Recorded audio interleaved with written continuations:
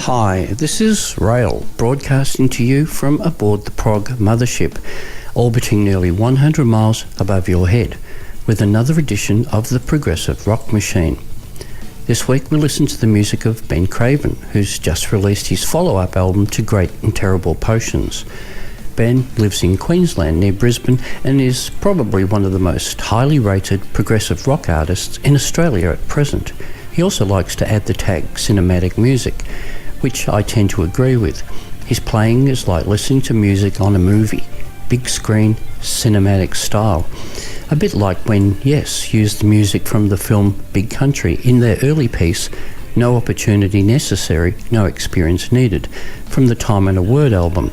Except Ben's work is informed by everything that's happened in music since then. His first album was titled Two False Idols, and he went by the name Tunisia. This was followed by his ambitious album Great and Terrible Potions, a full-blown epic. By the way, Ben has a lot of respect in the music business. The cover of the album of Potions was designed by the Roger Dean, and his latest album cover by Dean's daughter, Freya Dean. After Potions, Ben created Dissected, a revisitation of some tracks from his first two albums with his band The Section. And so now we have the new album, Last Chance to Hear. If you want to look Ben up, he can be found easily by typing Ben Craven into any search engine, and you can find his sites, Facebook, his TuneLeak site, and his main site, which is simply titled bencraven, one word, .com, all lowercasing. So let's talk to Ben and listen as he shares his music with us. I spoke to Ben recently about his new album and other material, and he shared a few thoughts and tracks, including new tracks from the album Last Chance to Hear. Hi Ben, can we start with a simple question? What was the inspiration behind the new album titled Last Chance to Hear? Yeah, I was going through one of my frequent Douglas Adams phases, and Last Chance to See, the book. And at some point then I thought, what we need is a last chance to hear about the music industry.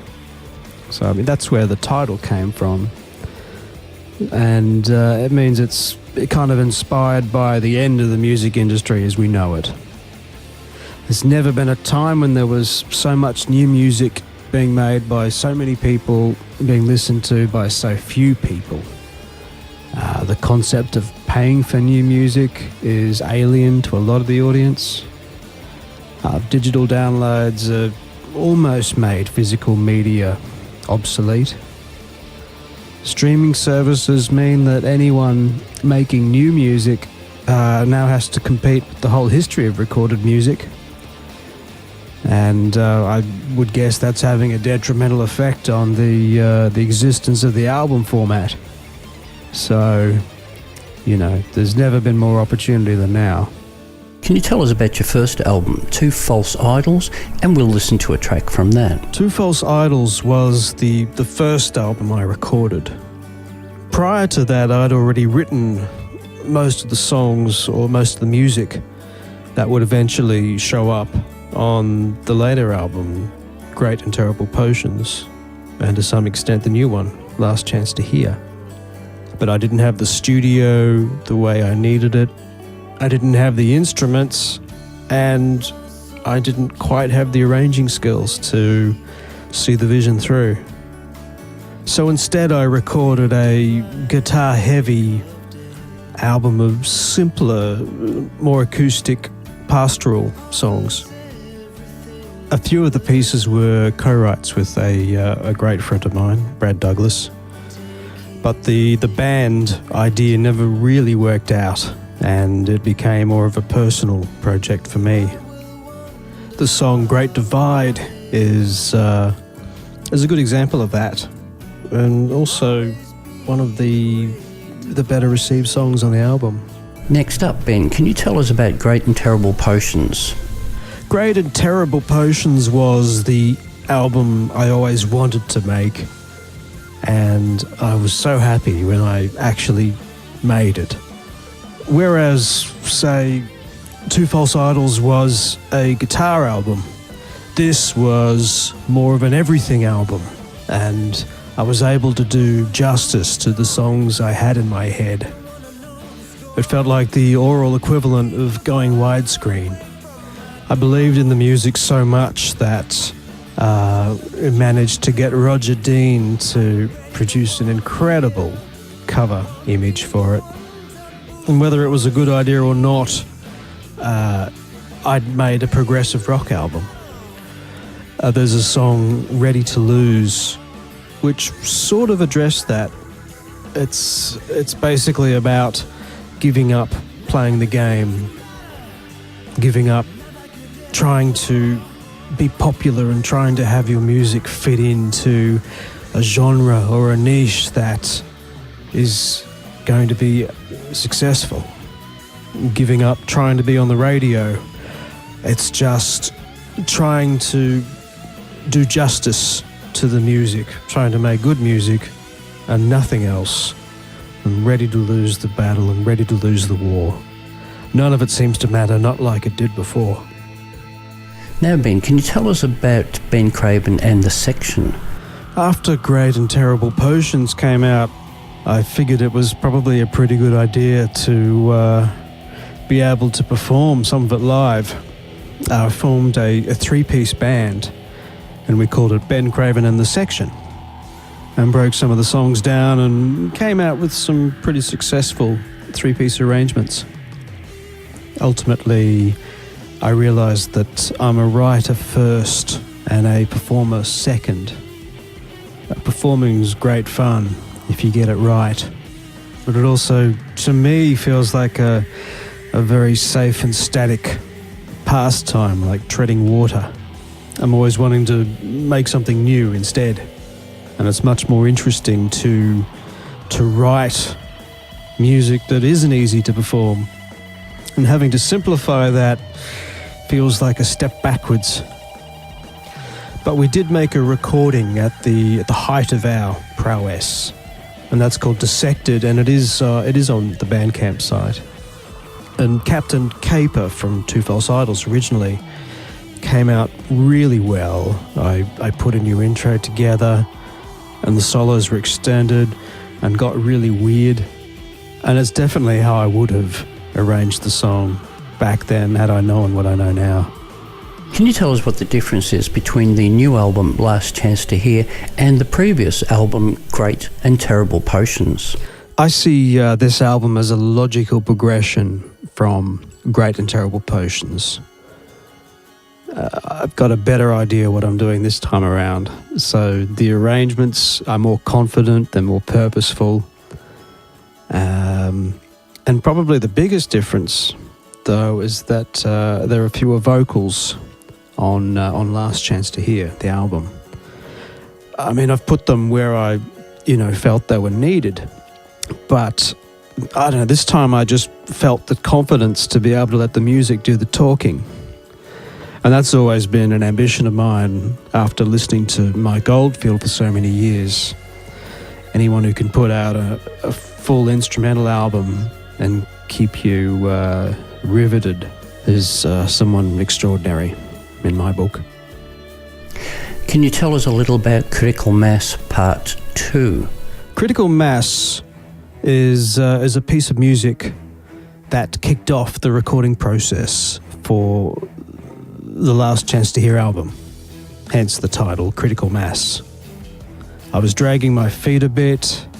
I was very wary about how I could possibly follow up Great and Terrible Potions and make it bigger and better and live up to my own expectations. But at the end of the day, wanting to hear this particular piece of music finished was, the catalyst that overrode everything. I actually came up with two versions. One of them was an orchestral arrangement, a bit like a movie theme. And the other was more of the traditional rock arrangement with an electric slide guitar. And what I've learned is that there's no particular reason I should have to choose any one version. I can just use them all. Can you tell us a little about the TuneLeak site that you've established? Yeah, this album coincided with the launch of a digital platform which I called TuneLeak, or tuneleak.com. And it's my way of making music available for download before it's finished. Because when I record an album, it seems to take me quite a long time because, I get a bit anal about it. And in my case, I'm trying to make a cohesive set of songs that all mean something when you listen to them together. So that takes me a while to do. So I thought I would give people the chance to hear the music, while it was being made. And at TuneLeak, you could listen to the tracks, you could download and pay for them. And if you did pay for them, then you would get that same amount as a discount on the album when it finally came out. But the other thing I wanted to do was to give people the chance to, start to form a relationship with this music before the album was finished. It's a big ask to drop an album's worth of material on someone for the first time and, expect them to have a connection with it or make a connection with it. So hopefully the people who've been listening to the stuff on TuneLeak, this album means a little bit more. Now, Ben, can you tell us about Spy in the Sky Part 2 and Part 3? The Spy in the Sky suite is the oldest piece of music that's on the new album. I think it came from 94 or 95, which means it's been running around in my head for longer than it hasn't been. Finishing it off and linking the pieces together has always been something I'd put in the too hard basket until I finally figured out a way to make it coherent and at the same time make it completely over the top. And that was by having an endless guitar and synth solo duel at the end of Part 3. Now, sometime I described the music to somebody as outer space spy music, and I had images of satellites running around in my head. And then I came across an old 50s B-grade Cold War movie called Spy in the Sky.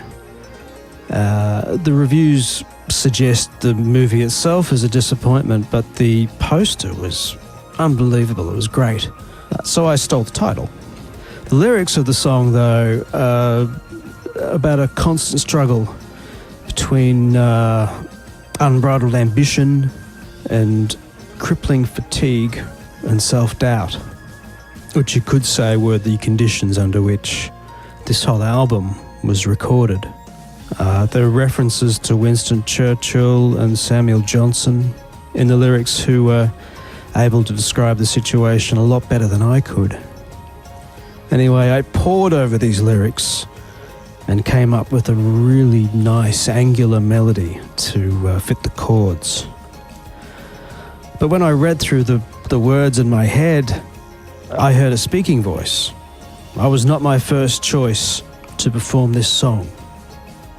I heard something like the Knight Rider theme or Richard Burton on War of the Worlds. And then straight away I thought William Shatner. Absolutely loved the idea. Knew that was it, and it was also impossible. So I got on and sang the song. And that's the version that came out as a TuneLeak version, Spy in the Sky Part 3. But the idea never went away. It kept nagging at me and eating at me. So I contacted Billy Sherwood, who produced the last Shatner album, Ponder the Mystery.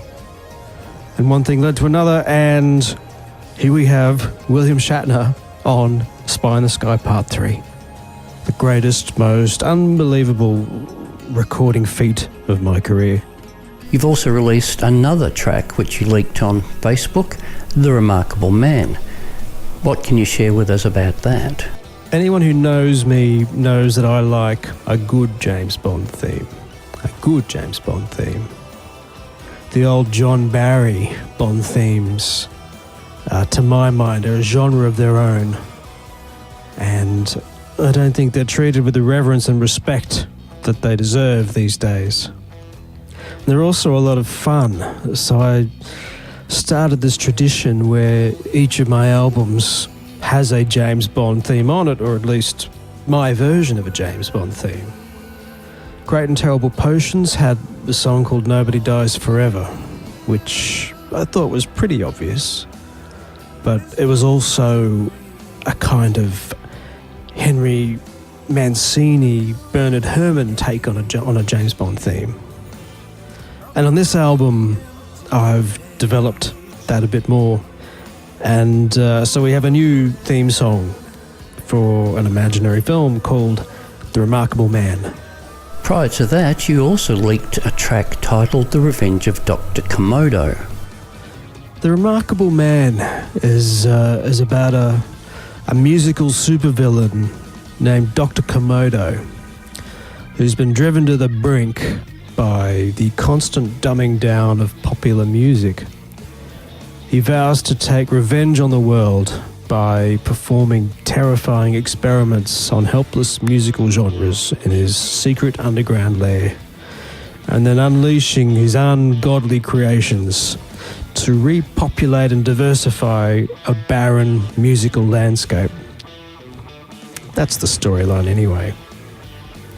And then later in the album, we get to hear one of his more palatable creations, which is the song called Revenge of Dr. Komodo.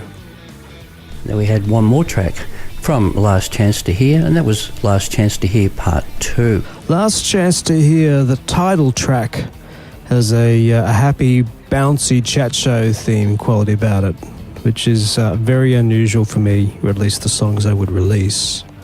It sounded like a call to arms, so it opens the album. But, of course, that's all a facade. If you listen to the lyrics, they're about the hype machine being so full of smoke and mirrors and empty promises that the audience eventually catches on to this stuff and stops listening. So any of those kind of proclamations about this is the greatest thing ever become a self-fulfilling last chance to hear. I'm not just talking about music, I'm talking about movies, sports, politics, the news, all entertainment. There are only so many superhero films that you can make before they all end up the same. Ben, what are your thoughts on the future of music and what will you do next?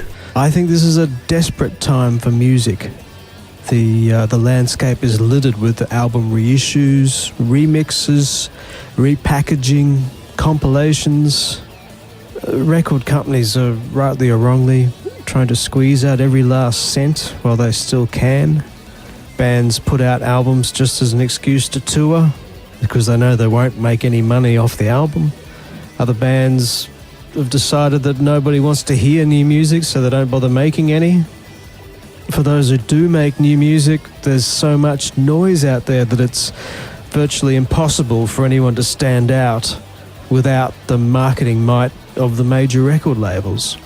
What I want people to know is that there are still those of us flying under the radar, the obsessives, if you like, who make music purely because it keeps us going. I have no realistic expectations of financial success, but it's the anticipation of the next new song, the unfinished piece of music that keeps me coming back. Information for this show was supplied by Ben Craven, and you can find out a lot more about Ben by typing his name into your favourite browser or by searching for Ben Craven, Craven, on Facebook, or visiting his website at www.bencraven.com. Thank Ben for speaking to us, and I'm off to listen to the whole album of Last Chance to Hear, which I bought and had Ben send up to me via his own personal shuttle service. And don't forget, buy the artist's music as a CD or a download from their own sites.